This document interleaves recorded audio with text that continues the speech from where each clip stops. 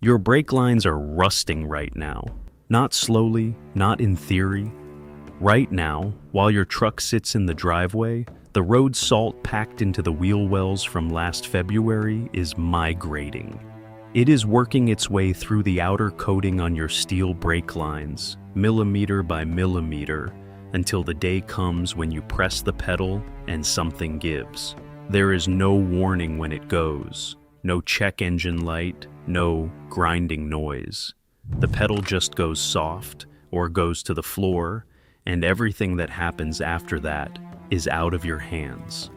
In Ohio, in Michigan, in Pennsylvania, in any state where the highway department dumps calcium chloride and sodium chloride from November through March, brake line failure is the #1 cause of total brake loss in vehicles over 8 years old. Not pads, not calipers, not rotors. The lines themselves, the thin steel tubes that carry hydraulic fluid from your master cylinder to each corner of your car, routed along the frame in places you never look and most mechanics never check unless they are already under the vehicle for something else. A shop in Youngstown, Ohio, will charge you between $400 and $1,200 to replace them. The job takes most of a day. And 3 winters later, if you keep driving northern roads, you will be back in that same shop bay, having the same conversation with the same service writer, who will not mention that this was preventable. But there is a spray. It costs under $1 per treatment. It has been sold at farm co-ops and agricultural supply stores throughout the Midwest and Northeast for decades. It is documented in a Society of Automotive Engineers technical paper from 1967. And the reason you have never seen it on a service menu, never read about it in a mainstream automotive publication, and never been told about it by a dealership is a story I am going to take you through from beginning to end in this video. Before we go any further, if you are not subscribed to this channel, do it now. What we cover here is exactly this. Real solutions that have been sitting on shelves and in filing cabinets for generations, while the industry built a business model around you not knowing about them. Hit subscribe, then stay with me. Now, the fluid. In 1966, a mechanical engineer named Robert Stahl was working out of a consulting firm in Akron, Ohio. The firm held a contract with the Ohio Department of Transportation to evaluate and reduce fleet maintenance costs. Stahl had been doing this work for 8 years by that point. And the problem he kept running into, the one that showed up in every county fleet budget he reviewed, was brake lines. The state was replacing brake lines on its northern county vehicle fleet at a rate that was eating a significant portion of the annual maintenance budget. Stahl was the kind of man who did not accept a problem without pushing on it until something gave. He started looking at adjacent industries: naval hardware, military aircraft undercarriage, railroad rolling stock, industries where steel components spend their working lives exposed to constant moisture, salt spray, and mechanical stress, and where a failure in the field means people die. What he found, working through CSE archives and wartime maintenance documentation, was that the naval maintenance community and certain military aircraft depots had been using a class of corrosion inhibitor based on lanolin since the Second World War. Lanolin is the natural grease secreted by sheep to waterproof their wool. When you pet a sheep, and your hand comes away with that slightly oily, waxy feeling, that is lanolin. The wool industry strips it out, refines some of it for cosmetics and pharmaceuticals, and sells the rest in raw form to agricultural markets.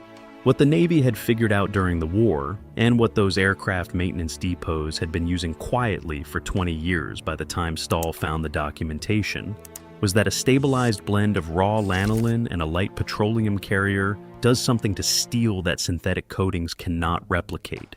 It does not sit on top of the metal. Penetrates. It works its way into the microscopic pitting and surface irregularities in steel and bonds there, at a molecular level, forming a waxy, flexible, water-resistant barrier that road salt cannot displace the way it displaces a sprayed-on coating. Stahl ran a controlled field trial on 44 state vehicles based out of Ashtabula County, one of the worst salt corrosion corridors in the country, running right along the Lake Erie shoreline, where moisture and road salt combine into something that eats steel faster than almost anywhere else in the continental United States. 22 vehicles received the standard undercoating procedure the state was already paying for. 22 received the lanolin petroleum treatment, applied specifically to brake lines, fuel lines, and the undercarriage frame rails. Stahl tracked both groups for 3 years. He submitted the results to the Society of Automotive Engineers, and the paper was published in 1967 under catalog number 670055. The SAE Technical Paper Archive is publicly accessible. The paper documented a 79% reduction in brake line corrosion on treated vehicles compared to the control group over the 3-year period. Not a modest improvement, not noise in the data, 79%. Stahl recommended the treatment be adopted statewide. It was not. The Ohio DOT fleet undercoating contract was held by a chemical company out of Cleveland. Their product was not the lanolin blend. Whether what happened next was administrative inertia, budget committee politics, or something with sharper edges, Stahl did not say publicly, but in a letter I found in the archives of the University of Akron's Engineering Library while researching this video, he wrote that the results were, and I am paraphrasing his language, simply not of interest to the people in a position to act on them. That is one way to put it. If you are still watching and this is landing, go ahead and subscribe right now. I put time into this research, and the only thing that gets more videos like this made is the channel growing. Hit subscribe and keep going with me. Now, let me tell you what the product actually is and how to find it, because this is where most people get lost. What you are looking for is sold under several names at agricultural co-ops and farm supply stores. The common labeling is wool wax, sheep wool grease, or raw lanolin with petroleum carrier. Some suppliers in the Farm Belt, particularly in Indiana, Ohio, Pennsylvania, and upstate New York, sell it labeled simply as corrosion inhibitor for agricultural equipment. The active compound that matters is the raw lanolin. The key specification is that lanolin content should be at least 40% by weight. Below that threshold, you are buying mostly petroleum carrier with trace lanolin, and the molecular penetration into steel that makes the product work does not happen the same way. The product looks a specific way when it is right. Dark amber in color, slightly viscous at room temperature, like cold honey. If you open the container and lean in, it smells faintly like the inside of a barn after a rain. If the product in front of you is white, odorless, or flows like water, it is the wrong grade. You have been sold the cosmetic grade or the reformulated version, and you want to return it. Cost at an agricultural co-op runs between $8 and $15 for a quart container. A quart will treat your entire undercarriage multiple times over. Per brake line treatment, you are spending under $1. The application is not complicated, but the details matter. You need the vehicle lifted clear enough to give you unobstructed access to the undercarriage. Floor jack and jack stands, or a good set of ramps, is enough. You need a small hand pump sprayer, the kind sold for garden chemicals, with a wand attachment if you can get one. You need a warm day, or you need to warm the product before you use it, because below about 50 degrees Fahrenheit it thickens and will not atomize through a spray nozzle properly. The way you warm it is by setting the closed container in a bucket of hot tap water for 15 minutes. You are not trying to make it hot, just fluid enough to spray in an even mist. Then you work your way along each brake line from the master cylinder firewall connection back to each wheel. Spray a thin, even coat, not thick. You are not trying to build up a layer you can see.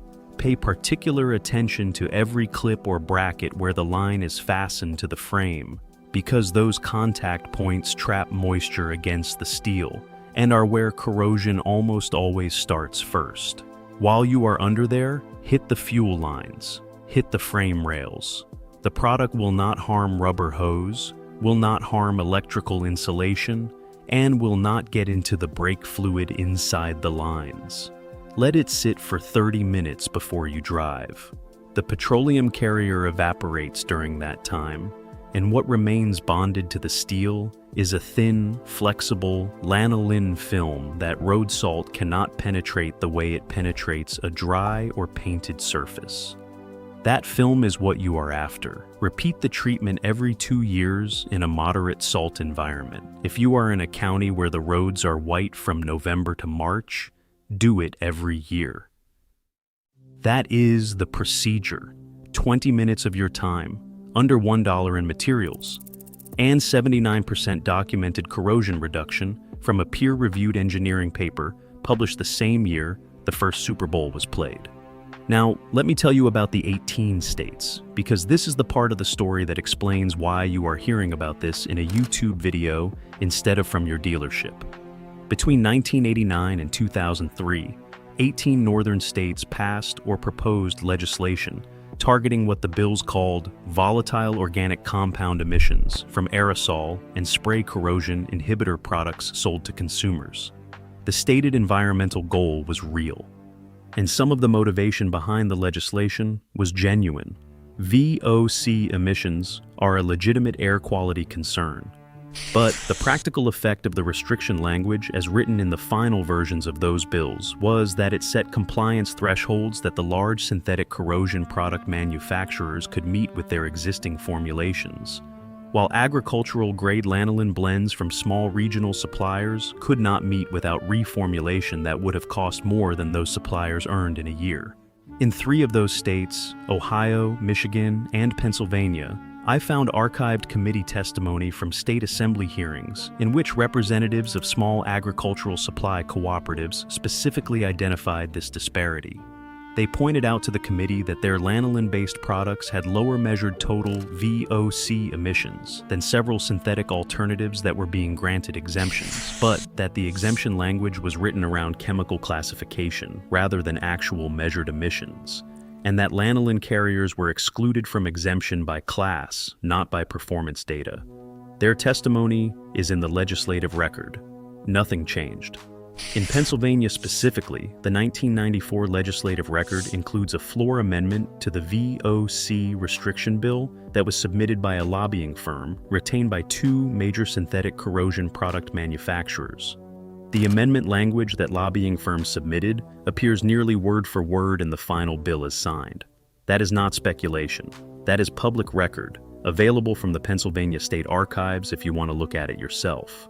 By 2005, most of the small agricultural-grade corrosion inhibitor suppliers who had been selling into the Farm Belt and the do-it-yourself automotive market had either reformulated into products that no longer contained enough lanolin to work the same way, or had stopped selling in the affected states entirely. The product did not vanish from the earth.